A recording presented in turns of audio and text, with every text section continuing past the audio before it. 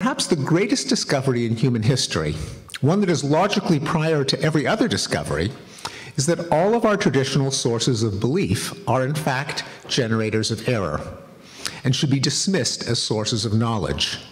These include faith, revelation, dogma, authority, charisma, augury, prophecy, intuition, clairvoyance, conventional wisdom, and that warm, invigorating glow of subjective certainty. How then can we know? Other than by proving mathematical and logical theorems, which are not about the material world, the answer is the process that Karl Popper called conjecture and refutation. We come up with ideas about the nature of reality, and this involves the combinatorial powers of human cognition that Tom mentioned in his kind introduction. And then we test those ideas against that reality, allowing the world to falsify the mistaken ones. The conjecture part of this formula, of course, presupposes the exercise of free speech. We offer conjectures without any prior assurance that they are correct. It's only by brooding ideas and seeing which ones withstand attempts to refute them that we acquire knowledge. Once this realization sank in during the scientific revolution, the Age of Reason, and the Enlightenment, the traditional understanding of the world was decimated. Everyone knows that the discovery that the Earth revolves around the sun rather than vice versa had to overcome fierce resistance from common sense and ecclesiastical authority. But the Copernican revolution was just the first event in a cataclysm that would make our current understanding of the world unrecognizable to our ancestors.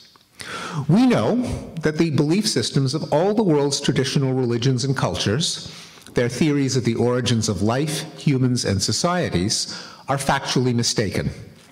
We know, but our ancestors did not, that humans belong to a single species of African primate that developed agriculture, government, and writing late in its history.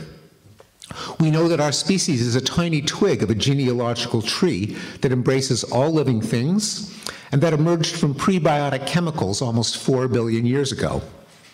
We know that we live on a planet that revolves around one of 100 billion stars in our galaxy, which is one of 100 billion galaxies in a 13.8 billion year old universe, possibly one of a vast number of universes.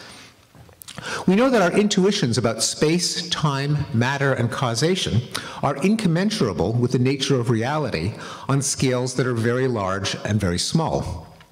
We know that the laws governing the physical world, including accidents, disease, and other misfortunes, have no goals that pertain to human well-being. That is, there is no such thing as fate, providence, karma, spells, curses, augury, divine retribution, or answered prayers, though the discrepancy between the laws of probability and the workings of cognition may explain why so many people believe there are. And we know that we did not always know these things, that the beloved convictions of every time and culture may be decisively falsified, doubtless including some we hold today. The human